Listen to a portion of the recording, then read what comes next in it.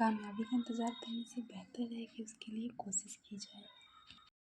Good morning viewers. तो कैसे हैं आप लोग? उम्मीद करती हूँ कि आप लोग बहुत ही अच्छे होंगे और आपकी पढ़ाई भी बहुत ही अच्छी चल रही होगी। Thank you so much for clicking on the video. आज के पहले स्टडी सेशन में मैंने मैथ्स को स्टार्ट किया है। मैथ्स में मैं मिक्सचर एंड रिप्लेसमेंट के क्वेश्चंस कर रही हूँ। मैथ्स पढ़ने के बाद मैंने स्टार्ट किया है रीजनिंग पढ़ना। रीजनिंग मेरा टॉपिक नया स्टार्ट हुआ है, सीरीज। उसके क्वेश्चन मैं सॉल्व कर रही थी। वो क्वेश्चन बहुत ही इजीली सॉल्व हो जा रहे थे।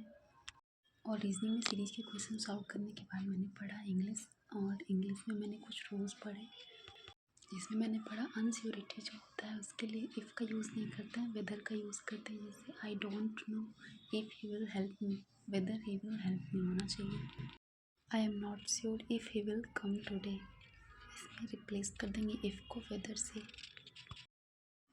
WH वर्ड में हेल्पिंग वर्ब जो होगा सब्जेक्ट के पहले नहीं आएगा, सब्जेक्ट के बाद आएगा। I asked him what was he doing, I asked him what he was doing.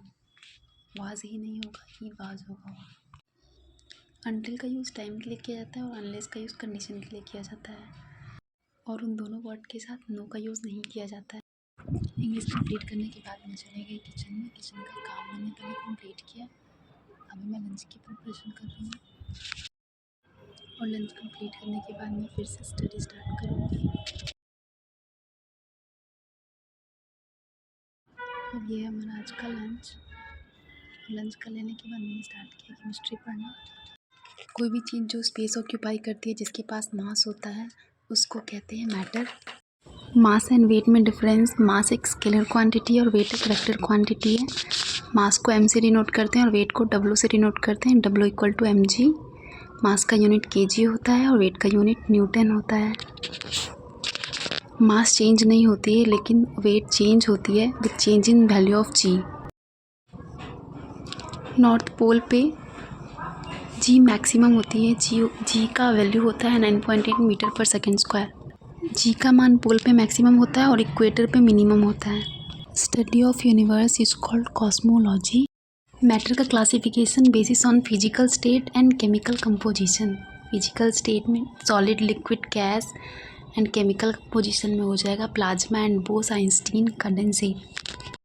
मैंने पढ़ा एटम एंड मॉलिक्यूल के बारे में। एटम होता है जो स्मॉलेस्ट होता है और मॉलिक्यूल जो होता है स्मॉलर होता है। वो एटम जो होता है इंडिपेंडेंट नहीं होता है और मॉलिक्यूल जो होता है इंडिपेंडेंट होता है।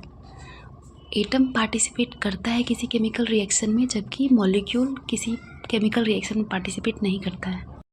जो पदार्थ सॉलिड होते हैं उनकी डेंसिटी हाई होती है। मेल्टिंग पॉइंट और बॉइलिंग पॉइंट भी हाई होता है और वॉल्यूम डेफिनिट होता है, शेप भी डेफिनिट होता है। और लिक्विड में डेंसिटी उसकी जो होती है वो सॉलिड से कम होती है। मेल्टिंग पॉइंट, बॉइलिंग पॉइंट भी कम होती है और शेप और साइज इनडेफिनिट होता है और वॉल्यूम डेफिनिट। गैस की डेंसिटी लो होती है, मेल्टिंग पॉइंट, बॉइलिंग पॉइंट भी लो होती है और शेप और साइज दोनों ही इनडेफिनिट होता है। केमिस्ट्री पढ़ने के बाद मैंने पढ़ा फिजिक्स। और फिजिक्स में मैंने पढ़ा डिस्पर्सन ऑफ लाइट। जब वाइट लाइट एक प्रिज्म से होकर टकराती है तो विबग्योर फॉर्म होता है।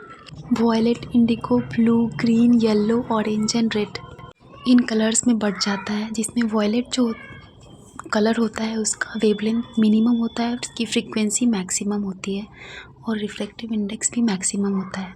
वही रेड जो लाइट होती है उसकी वेवलेंथ मैक्सिमम होती है और फ्रीक्वेंसी मिनिमम होती है और रिफ्लेक्टिव इंडेक्स उसकी मिनिमम होती है। Rainbow formation dispersion of light की वजह से ही होता है और इसमें मेन रीज़न होता है टोटल इंटरनल रिफ्लेक्शन का। आगे मैंने पढ़ा स्कैटरिंग ऑफ लाइट, मतलब प्रकाश का प्रकीर्णन।